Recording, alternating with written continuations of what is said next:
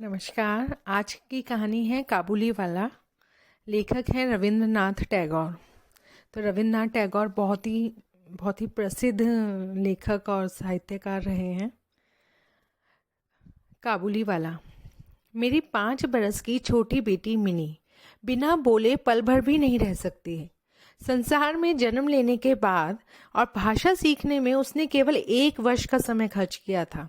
उसके बाद से जब तक वह जगती रहती है, एक पल भी चुप रहकर नष्ट नहीं करती। उसकी माँ बहुत बार डांट कर उसका मुंह बंद कर देती है, किंतु मैं ऐसा नहीं कर पाता। चुपचाप बैठी मिनी देखने में इतनी अस्वाभाविक लगती है कि मुझे बहुत देर तक सहन नहीं होता। इसलिए मेरे साथ उसकी बातचीत कुछ उत्साह के साथ चलती है। सुबह मैंने अपने उपन्यास के 17वें परिच्छेद में हाथ लगाया ही था कि मिनी ने आते ही बात छेड़ दी। पिताजी, रामदयाल दरबान काक को कौवा कहता था। वह कुछ नहीं जानता है ना? संसार की भाषाओं की विभिन्नता के संबंध में उसे मैं ज्ञान प्रदान करने के लिए भी थोड़ा आगे हुआ ही था कि वह दूसरे प्रसंग पर चली गई।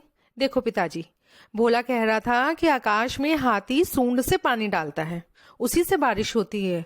मैया री, भोला कैसी बेकार की बातें करता रहता है। खाली बकबक करता रहता है, दिन रात बक बक लगाए रहता है। इस बारे में मेरी हाँ ना की तनिक भी प्रतीक्षा किए बिना वह अचानक प्रश्न कर बैठी। पिताजी, माँ तुम्हारी कौन होती है? मनी मन कहा साली। ऊपर से कहा मिनी, जा तू भोला के साथ खेल, मुझे इस समय काम है। तब तक वह मेरे लिखने की मेज के किनारे मेरे पैरों के पास बैठकर अपने दोनों घुटनों पर हाथ रखकर बड़ी तेजी से अगड़म बगड़म कहते हुए खेलने लगी। मेरे 17वें परिच्छेद में उस समय प्रताप सिंह कंचनमाला को लेकर अंधेरी रात में जेल की ऊंची खिड़की से नीचे बहती नदी के जल में कूद रहे थे। मेरा कमरा सड़क के किनारे था। सहसा मिनी अगड़म बगड़म का खेल छोड़कर जंगले की तरफ भागी और जोर जोर से पुकारने लगी, काबुली वाले, ओ काबुली वाले।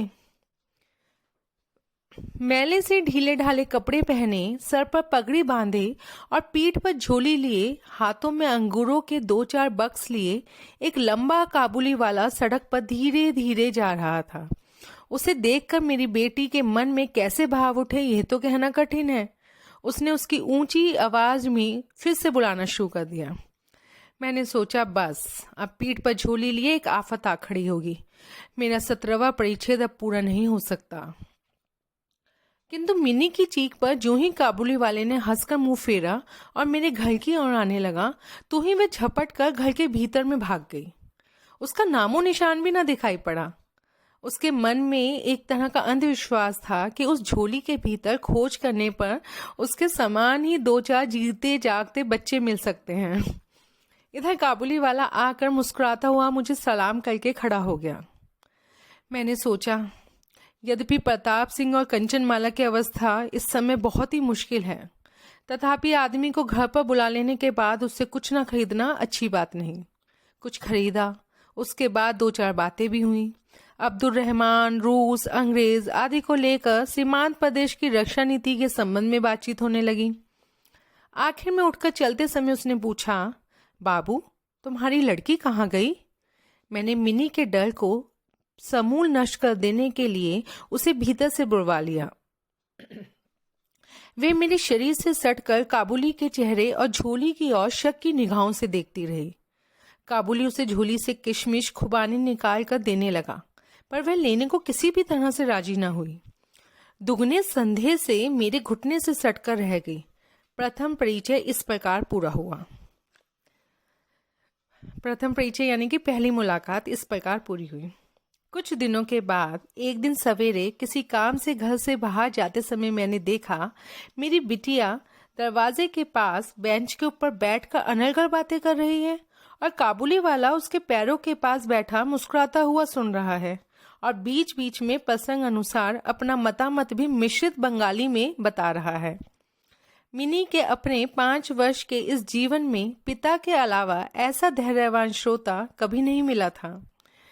मैंने ये भी देखा कि उसका छोटा आंचल बादाम किशमिश से भरा था। मैंने काबुली वाले से कहा, उसे ये सब क्यों दिया?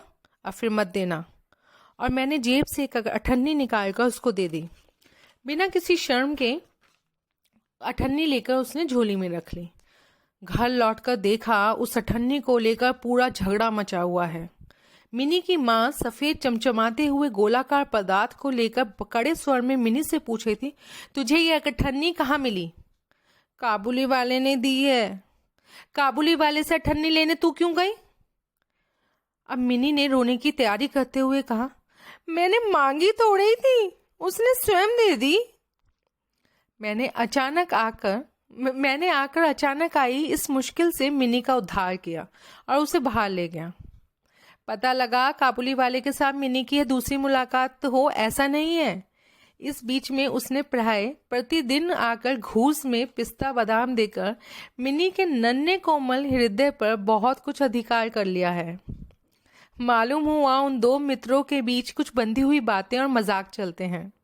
जैसे रहमत को देखते ही मेरी बेटी हंसते हंसते पूछती, काबुली वाले, ओ काबुली वाले, तुम्हारी झोली में क्या है? और रहमत अनावश्यक चंद्रबिंदु जोड़कर हंसते हुए उत्तर देता, हाथी। अर्थात उसकी झोली में एक हाथी है। उनकी हंसी का यही गूढ़ रहस्य था। यह रहस्य बहुत ज्यादा गूढ़ था यह तो नहीं कहा जा सकता, किंतु इस मजाक से दोनों ही काफी विनोद का अनुभव करते रहते, यानी कि दोनों बहुत खुश होते रहते।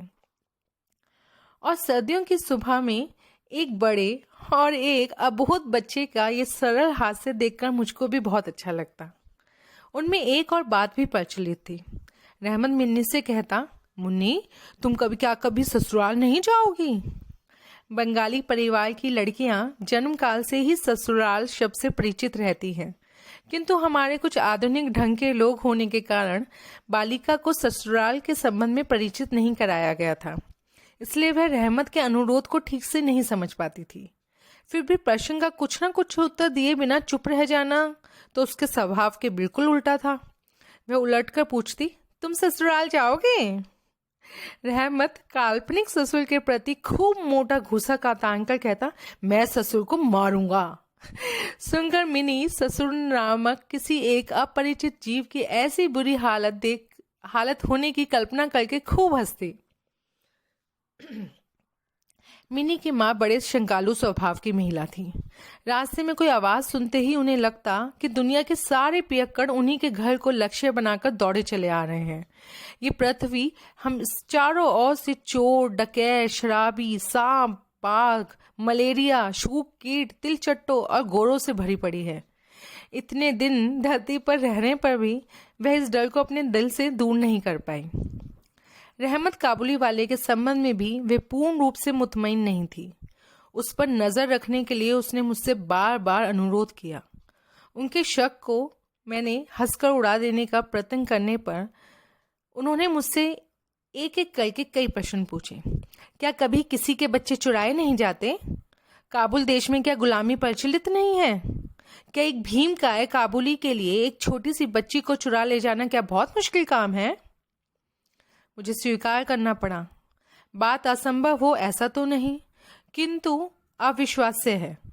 पर विश्वास करने की शक्ति सब में समान नहीं होती। इसलिए मेरी पत्नी के मन में डर बना रहा, किंतु मैं इस कारण निर्दोष रहमत को अपने घर आने से मना नहीं कर सका। हर साल माघ के महीने के बीचों बीच रहमत अपने देश चला जाता।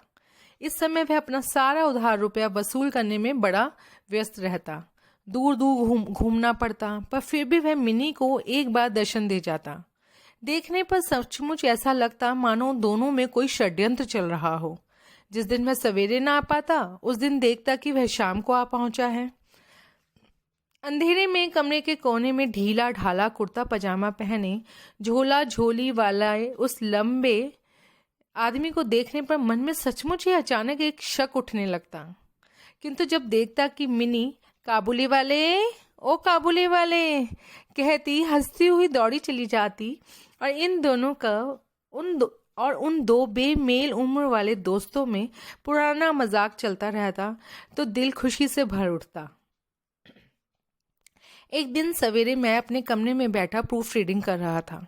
विदा होने के पहले आज 2-3 दिन से जाड़ा खूब कपकपा रहा था। चारों ओर एकाएक चीख मच गई। जंगले के पार करके सुबह की धूप टेबल के नीचे आकर मेरे पैरों पर पड़ रही थी और उसकी गर्माहट मुझे बहुत अच्छी लग रही थी। लगता है 8 बजे का समय रहा होगा। सर पर गुलूबंद लपेटे तड़के टहलने वाले प्राय सभी सवेरे की सैर पूरी करके घर लौट आए थे। तभी सड़क पर बड़े जोर का हल्ला सुनाई पड़ा।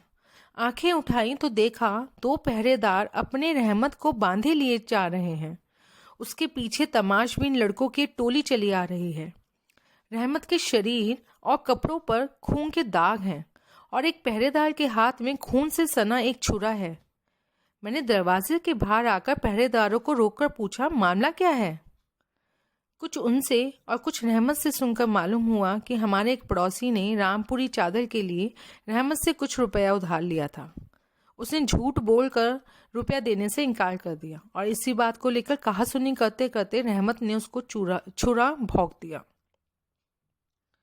रहमत उस झूठे को लक्ष्य करके भांति भांति की गंदी गंदी गालियां दे रहा था। तभी काबुली वाले, ओ काबुली वाले, पुकारती हुई मिनी घर से निकल आई। पलक मारते रहमत का चेहरा कौतुकपूर्ण हंसी से चमक उठा। उसके कंधे पर झोली नहीं थी, इससे झोली के संबंध में उनकी नियमित चर्चा नहीं चली। मिनी ने छूटते ही उससे पूछा, तुम ससुराल जाओगे? रहमत ने हंसकर कहा, वहीं जा रहा हूं। देखा उत्तर मिनी को अच्छा नहीं लगा। तब वह अपने हाथ दिखाकर बोला, ससुर को मारता, पर क्या करूं, हाथ बंधे हैं। इस अपराध में रहमत को कई सालों जेल में रहना पड़ा। उसकी बात करीब करीब मैं भूल गया। हम जिस समय घर में बैठकर हमेशा के समान अपने रोजमर्रा के काम करते हुए एक एक दिन काट रहे थे, उस समय एक आजाद पहाड़ों में रहने वाला पहाड़ी पुरुष जेल की 4 दीवारी में किस प्रकार साल बिता रहा है, यह बात हमारे मन में उठी भी नहीं। और चंचल हृदय मिनी का आचरण तो अत्यंत लज्जाजनक था। यह उसके पिता को भी स्वीकार करना पड़ेगा। उसने स्वच्छंदता पूर्वक अपने पुराने मित्र को भुलाकर, यानी कि वॉलंटरी अपने पुराने मित्र को भुलाकर पहले तो नबी रईस के साथ दोस्ती स्थापित करी और बाद में धीरे धीरे ज्यों ज्यों उसकी उम्र बढ़ने लगी त्यों त्यों सखा के बदले एक एक करके सखियां जुटने लगी। यही नहीं, अब वह अपने पिता के लिखने पढ़ने के कमरे में भी नहीं दिखाई पड़ती थी। मैंने तो उसके साथ एक प्रकार से कुट्टी ही कर ली थी। ना जाने कितने साल बीत गए और एक सर्दी आई। मेरी मिनी का विवाह संबंध निश्चित हो गया। पूजा की छुट्टियों में उसका विवाह होगा। कैलाश वासिंग के साथ साथ मेरे घर की आनंदमयी भी पिता के घर में अंधेरा करके पति के घर चली जाएगी। अत्यंत सुहावनी सुबह थी। बारिश के बाद सर्दी की नई धुली धूप ने जैसे सुहागे में गलाए हुए निर्मल सोने का सा रंग ढाल लिया हो। यही नहीं, कलकत्ता की गलियों के भीतर के घुटनदार जर्जर ईंटों वाले सटे हुए मकानों पर भी इस धूप की आभा ने एक अपूर्व रोशनी बिखेर दी थी। आज मेरे घर में रात बीतते न बीतते ही शहनाइयां बज उठी थी। वह बांसुरी मानो मेरे दिल के अस्थि पंजर में से क्रंदन करती जा रही हो, यानी कि मेरे दिल को चीरते हुए जा रही है। करुण भैरवी रागिनी मेरे आसन वियोग व्यथा को, यानी कि इंटेंस दुख को सर्दी की धूप के समान सारे संसार में फैला रही थी। आज मेरी बेटी का विवाह था। सवेरे से ही बड़ी भीड़ भाड़ थी। लोग आ जा रहे थे। आंगन में बांस बांधकर मंडप ताना जा रहा था। घर के कमरों और बरामदों में झाड़ टांगने की ठक ठक आवाज हो रही थी। शोर गुल का तो जैसे अंत ही ना था। मैं अपने लिखने के कमरे में बैठा हिसाब देख रहा था। तभी रहमत आकर सलाम करके खड़ा हो गया। पहले तो मैं उसे पहचान ही न सका। ना तो उसके पास वह झोली थी, ना उसके वे लंबे बाल थे और ना उसकी देह में पहले जैसा तेज था। आखिर उसकी हंसी देखकर उसे पहचाना। क्यों रे रहमत, कब आया? कल शाम को जेल से छूटा हूं बाबूजी। बात सुनकर कानों में जैसे खटका हुआ। कभी किसी खूनी को सामने नहीं देखा। इसे देखकर सारा मन जैसे बुझ गया। मन हुआ आज के इस शुभ दिन पर यह आदमी यहां से चला जाए तो अच्छा होता। मैंने उससे कहा, आज हमारे घर में काम है, मैं कुछ व्यस्त हूँ, आज तुम जाओ। बात सुनते ही वह फौरन चले जाने के लिए तैयार हो गया। आखिर में दरवाजे के पास पहुंचकर थोड़ा इधर उधर करके बोला, क्या एक बार मुन्नी को नहीं देख सकूंगा?" शायद उसे विश्वास था कि मिनी अब भी वैसी ही होगी, मानो उसने सोचा हो मिनी अब भी पहले की भांति "काबुली वाले, ओ काबुली वाले" कहती दौड़ी आएगी। उनकी उस अत्यंत उत्सुकता पूर्वक पुरानी हंसी विनोद की बातों में किसी प्रकार का कोई भी फर्क नहीं आएगा। यही नहीं, पुरानी दोस्ती को याद करके वह शायद अपने किसी स्वदेशी मित्र से मांग जांच कर एक डब्बा अंगूर और कागज के ठोंगे में थोड़े से किशमिश बादाम जुटा लाया था। उसकी वह अपनी झोली अब नहीं थी। मैंने कहा, आज घर में काम है, आज और किसी से भेंट ना हो सकेगी। वह मानो कुछ दुखी हुआ। चुपचाप खड़े खड़े एक बार स्थिर दृष्टि से उसने मेरे मुख की ओर देखा और फिर "सलाम बाबू" कहकर दरवाजे के बाहर चला गया। मुझे अपने मन में ना जाने कैसे एक दुख का अनुभव हुआ। सोच रहा था कि उसको वापस बुलवा लूं, तभी देखा कि वह स्वयं लौटा चला आ रहा है। पास आकर बोला, ये थोड़े से अंगूर और थोड़े से किशमिश बादाम मुन्नी के लिए लाया था, दे दीजिएगा। उन्हें लेकर दाम देने के लिए मेरे तैयार होते ही उसने तुरंत मेरा हाथ कसकर पकड़ लिया। बोला, आपकी बड़ी कृपा है, मुझे ज़्यादा याद रहेगी। मुझे पैसा मत दीजिए बाबू, जिस तरह तुम्हारी एक लड़की है ना, उसी तरह देश में मेरी भी एक लड़की है। मैं उसी का चेहरा याद करके तुम्हारी मुन्नी के लिए थोड़े बहुत मेवा लेकर आया हूँ, सौदा करने नहीं आया। ये कहते हुए उसने अपने ढीले ढाले कुर्ते में हाथ डालकर कहीं छाती के पास से मैले कागज का एक टुकड़ा निकाला और बड़े यत्न से उसकी तह खोलकर दोनों हाथों से मेरी टेबल पर बिछा दिया। देखा, कागज पर किसी नन्हे हाथ की छाप थी, फोटोग्राफ नहीं, ऑयल पेंटिंग भी नहीं। हाथ में थोड़ी सी कालिख लगाकर कागज के ऊपर उसकी छाप ले ली गई थी। पीटी की इस निशानी को छाती से लगाए रहमत हर साल कलकत्ता की सड़कों पर मेवा बेचने आता, मानो सुकोमल नन्हे बच्ची के हाथ का स्पर्श मात्र उसकी चौड़ी जुदाई से भरी छाती में अमृत का संचार करता रहता हो। देखकर मेरी आंखें छलछल आई। वह एक काबुली मेवा वाला और मैं एक संभ्रांत वंशीय बंगाली, यानी कि एरिस्टोक्रेट बंगाली। उस समय मैं भूल गया। उस समय मैंने समझा कि जो वह है वही मैं हूँ। वह भी पिता है, मैं भी पिता हूँ। उसके पहाड़ों को एक घर में रहने वाली नन्ही पार्वती की उस हाथों की छाप ने मुझे भी अपनी मिनी की याद दिला दी। मैंने फौरन उसे भीतर से बुलाया। घर के भीतर में इस बात पर बहुत ही गुरेज किया गया, किंतु मैंने उन पर कोई ध्यान न दिया। लाल चोली पहने, माथे पर चंदन लगाए, बहू के वेश में या दुल्हन के वेश में मिनी शर्माती हुई मेरे पास आकर खड़ी हो गई। उसको देखकर पहले तो काबुली वाला सकपका गया, अपनी पुरानी बातचीत नहीं जमा पाया। अंत में हंसकर बोला, मुन्नी तू ससुराल जाएगी? मिन्नी अब ससुराल का समझती थी। इस समय वह पहले के समान उत्तर नहीं दे सकी।